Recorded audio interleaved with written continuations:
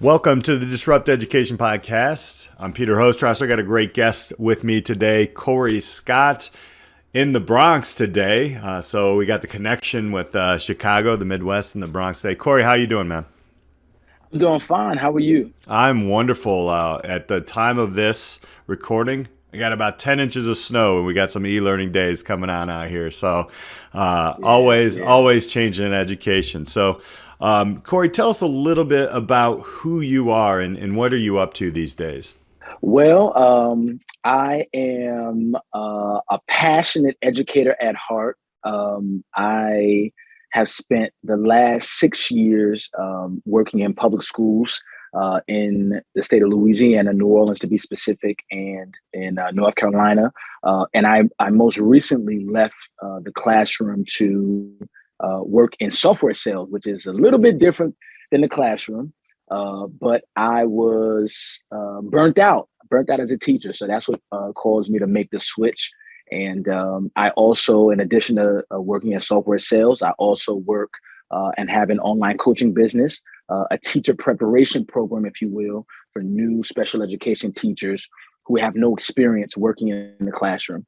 So I kind of keep myself a little bit busy. But like I said, I'm an educator at heart, man. I'm so passionate about our students and the future of our nation in terms of, where it's going in the future of education. Education is everywhere. And I think, with the previous guest this month, as we're talking about burnout, a lot of educators are using their passion to just help others in so many different ways.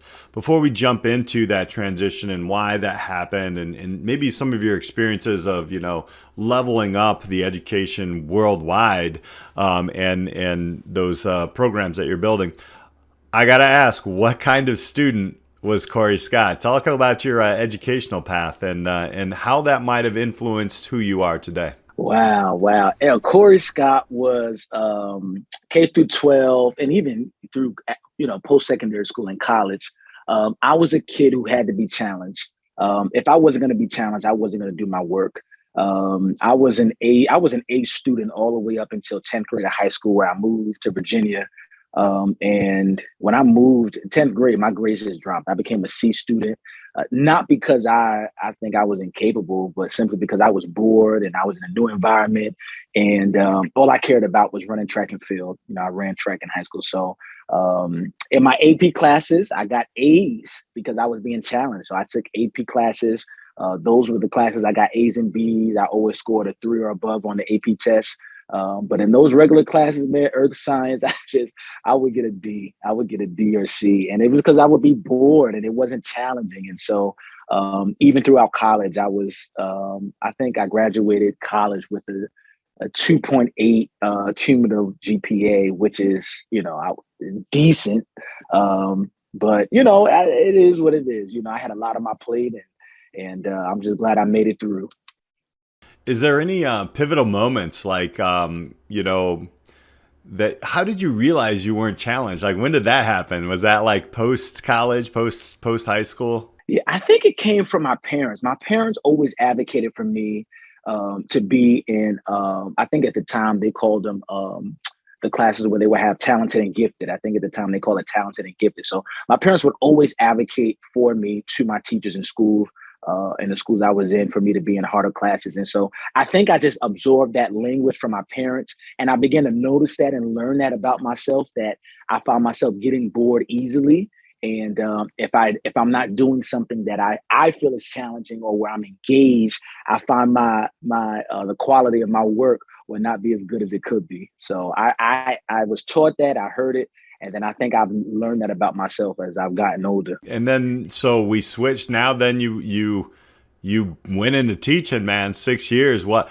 Why? That's the big question. Why'd you go into teaching, man? Oh, it's a funny story. So my bachelor's degree is in Homeland Security. And initially I wanted to be going to work for the feds, work for the federal government, become a police officer. But then life changed, circumstances changed, and I just didn't feel it anymore. So I always had a passion for teaching and working with people and coaching. And so I said, I'm going to be a teacher. I moved to New Orleans in 2015. And when I got there, I was doing a lot of community work. And so the thought came in my mind naturally, go into teaching. It's a perfect opportunity. You're working in the community. So that's what I did. I became a teacher assistant, and I did that. And I think I worked as a teacher assistant for about 6 months. And eventually I became a lead teacher. And I applied for a special education position, and I started working it because it was the first position that I got offered. And so that's how I got into special education. And so 6 years later, here I am. Let's unpack that a little bit because that's cool. I want to know, was there, just quick question here, what kind of differences were there in New Orleans versus up where you at, Virginia, North Carolina? Was that where you were for your schooling? I was in Virginia. Virginia, yes, yeah. Was there differences in schools? I have friends. My wife has done some consulting, and yeah, there's just, you said lead teacher. That's something that is a little bit different sometimes in different areas. What were those major differences that you saw? Wow, a huge disparities. New Orleans after Katrina, New Orleans became a hub for charter schools, and so I know when I was there at the time. The city of New Orleans, like their public school system was almost non-existent. The city was just ran by different charter organizations. And so for one, that was a difference, something that I wasn't used to coming from Northern Virginia and going to public school in the state of Virginia. In addition to that, I think the quality of education in Louisiana was completely different. I think at the time, Louisiana ranked maybe in the bottom 10% of states in terms of, the standardized test scores, in terms of, the amount of students who are on free and reduced lunch. In general, the state is just more poor than Northern Virginia, where I came from. And so working with those students, I saw it every day. The assessments I would give and just speaking with the students, there was just a clear difference between the level of education that was given in North Carolina or Virginia and in the state of Louisiana. Yeah, so that's got to come into play. Let's dive into then the burnout, right? Like, everybody says it's like 5 to 7 years. You're right in there. So I hit it right. So let's start talking about that. When did you realize that this was happening? We have Kevin, who's on the podcast before, you'll talk about his dissertation and how the levels happen. It's a constant, or it's just a new contributor, or something else happened. What happened? How did Corey start to get, as a passionate learner, educator, human first, let's move some people here. Obviously empathetic, because you can see the differences in the way that you grew up versus the South. When we're in those situations as teachers, it's great to learn. But what happened? How did the burnout start? And when did you know?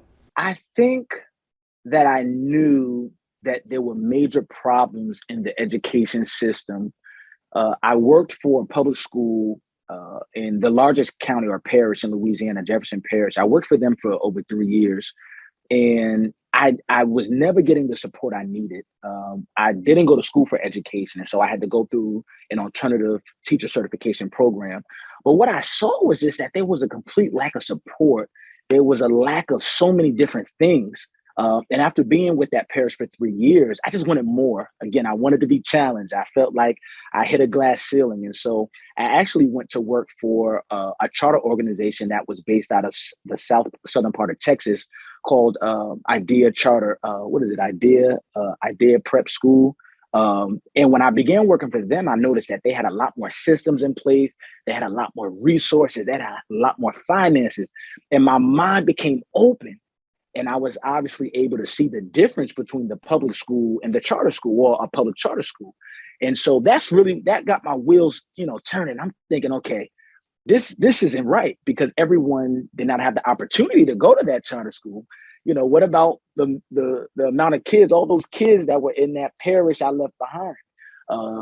Fast forward a couple years, I moved to North Carolina, and I saw the same problems exist in North Carolina. The lack of resources, the lack of finances, the lack of everything almost, right? I like to say common sense isn't that common. When I worked in the school in North Carolina, there were a lot of things that I thought were common sense that just weren't being done. And I have an unpopular opinion, many people may disagree with me, but, I worked in buildings where, maybe 60% of the staff had master's degrees. I worked in buildings where, the intelligent people, extremely intelligent people, but there were so many things that were broken and didn't make sense. And so that's when I really began to see this isn't right. And after trying to communicate my problems and trying to get solutions with administration, and going through different things with the county that I was working in, I realized that I was not willing to put myself through stress, and I wasn't willing to continue to go to work every day and get beat up and get stepped on, and then come home to a measly paycheck and have to stress about how we're going to feed my family. And so I changed my language from I can't do this to I'm not willing to do this. And that is what I started saying often. I'm not willing to come to work to be beat up. And when I left the classroom, the last classroom that I taught in was a high school English resource class. I actually told the students that I made sure that I was clear with my language, that I wasn't willing to put myself through that stress. And it had necessarily nothing to do with them. I loved them. However, the system was just, it wasn't conducive to what a good learning environment, if you will. So 99.99% of educators will say that, right? Like it's not about the youth. Like we're there for them. It's the other things that come into play. So you lived through this. You weren't willing to do that. I love that. And I hope those youth actually take that and empower themselves with it. I think all youth should actually, I love key terms like that. I always say I have to, or I get to, right? It's similar. So I really like that look at it. What would make Corey willing to teach again? That's a big trick question. Oh no, that's a disrupt education question, man. So yeah, I just wanted to throw that out there. Is there something that if a change happened, what would that change be? Or is it just like, that's. For me, I think autonomy and flexibility and finances. And when I say finances, I'm talking about, teachers just making more money and having better benefits.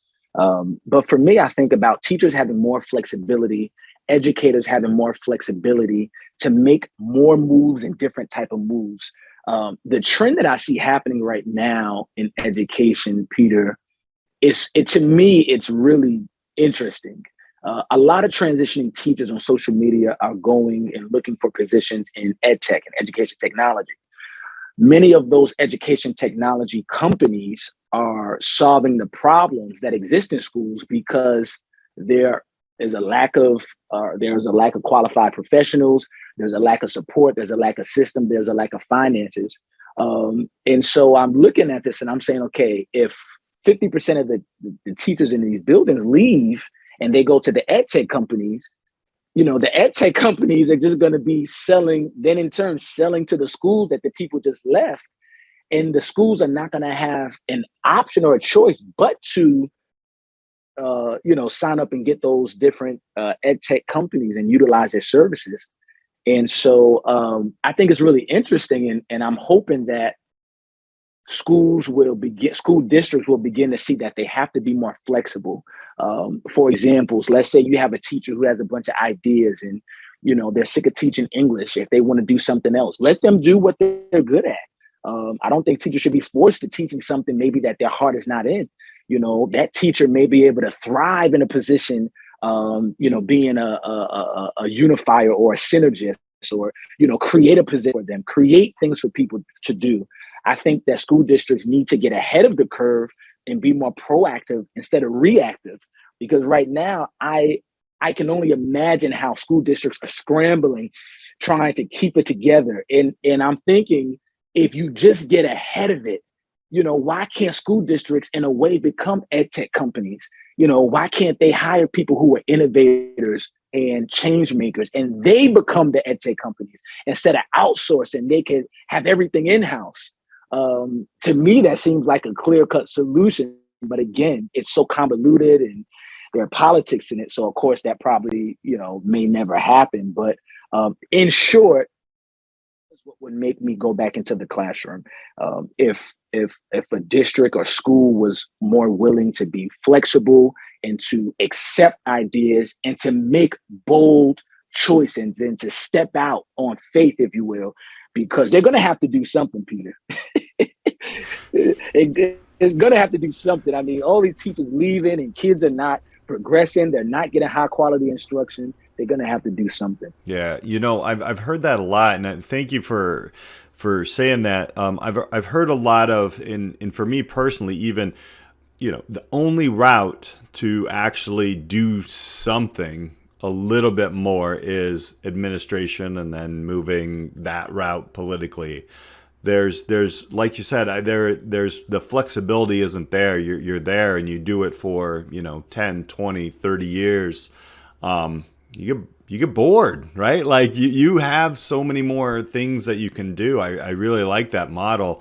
Well, you've transitioned, and let's talk about that just for a little bit here. So there's some skill sets, obviously, that a lot of teachers don't even know they have.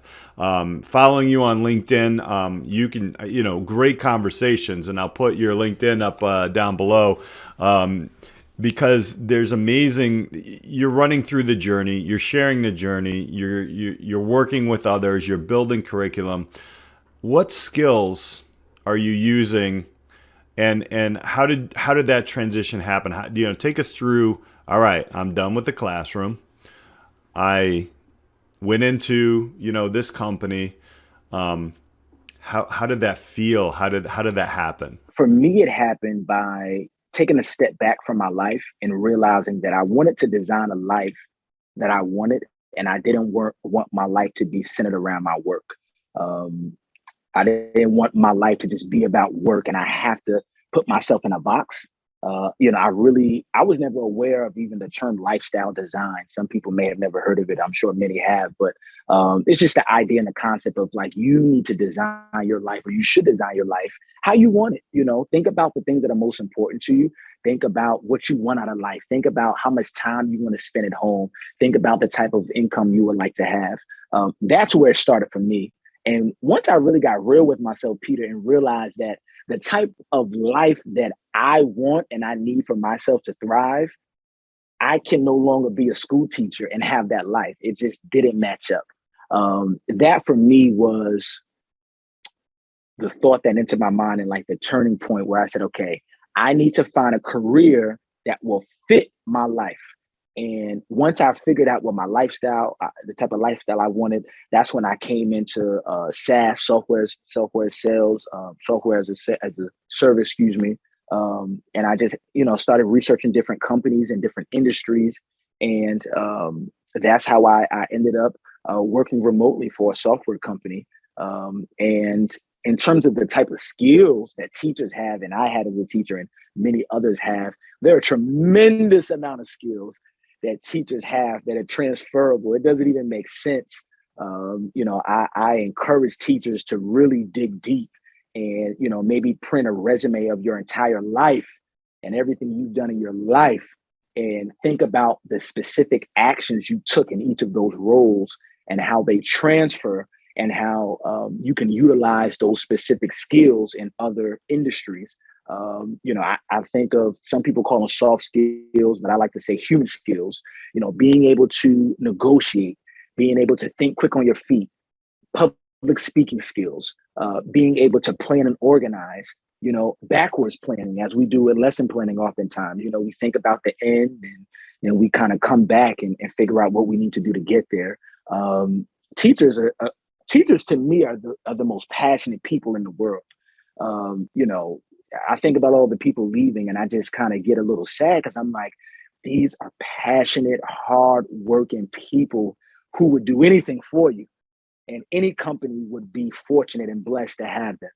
And so, that's what I did. I looked at the skills I had, and I realized that I had it, and I have them. And And there are many other teachers out there as well who have the same and more skills than I have, and they'll be able to thrive in a company once that company realizes what they have.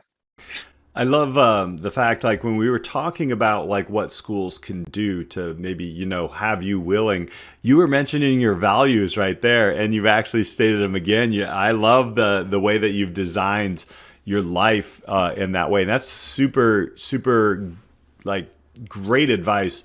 I actually teach a career planning course where we ain't gonna we're gonna plan your life first. So I'm gonna use that, and thank you for sharing that. I do have some of my students actually listen to tidbits of the podcast. That was dropping knowledge there. I appreciate that. But you're also still digging in a little bit into that passion of teaching, and you're teaching others now. Tell us a little bit about how, like, is that kind of a side hustle still for you, and you're building these platforms for other educators? Absolutely. So at the moment, it is a side hustle. I'm not doing it full time, but what I do for those that are listening, Peter, is I have an online course and coaching program preparing new special education teachers for their first day in the classroom. So when I first entered the classroom, as I mentioned, I didn't have a certification. I didn't have a bachelor's in education. I had no idea what I was doing. The principal of said school walked me to the class, dropped me off, and that was it. I was expected to write IEPs, manage a caseload, manage a classroom. Let's not even talk about lesson planning, which is a whole thing in and of itself. And as I mentioned before, I saw this in many schools I worked at. At one point for about a year, a little under a year, I worked for an organization as what they called a guest educator. And so basically I was like a substitute, but the idea was that as I went into classes, I would already have lesson plans prepared. And because I had experience, I would be like more than a sub. Everywhere I went, including that organization, I saw the same thing. New teachers were being onboarded and they did not know what they were doing. Many states allow for teachers people to enter the profession of teaching without certification, which is fine. I don't think that's a bad thing. I think what's bad is the fact that school districts sometimes fail to prepare them and invest in them as much as they possibly could. And so it's something that has driven me crazy. And it has driven me crazy to a good point where I finally did something about it. And so, I currently work with different schools and school leaders and helping them with their onboarding and making sure, when a new teacher comes on, they, enroll them in the program. That way that teacher, beginning on day one, they can start learning. When it's time for them to invest or to enroll in a teacher certification program, an alternative program, they will have more knowledge.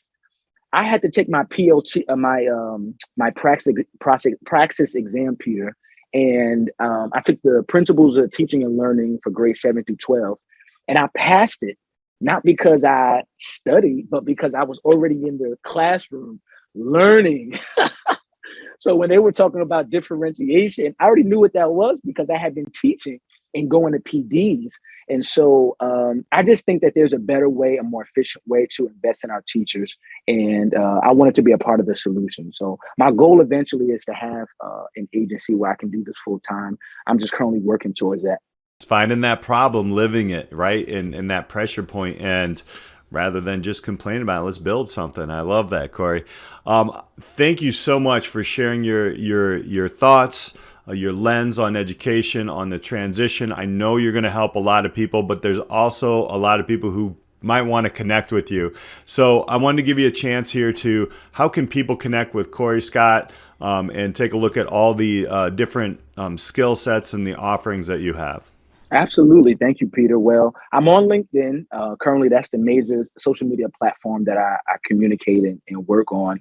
But additional to LinkedIn, I have a website, which is scottlearninggroup.com, www.scottlearninggroup.com. And if you go there, you can find me. I also have my course, which is day1teacher.co. So day1teacher.co. There you can look up the course. You even have the opportunity to book a call with me. If you just want to connect and chat, I'm always down to connect with like-minded individuals. So that way we can solve these problems and fix our schools. Thank you so much for sharing. All this is going to be in the notes to the podcast. Corey, we did connect on, I think it was on LinkedIn, just kind of chatting and seeing what each other were doing. Amazing journey. I know you're going to go further. You're going to help a lot more educators. I definitely could have used that day one teaching. So appreciate your time and thank you for being on the podcast. All right, Peter. Thank you. I enjoyed it. Thank you for having me. And thank you all for listening. We'll catch you next time on Disrupt Education.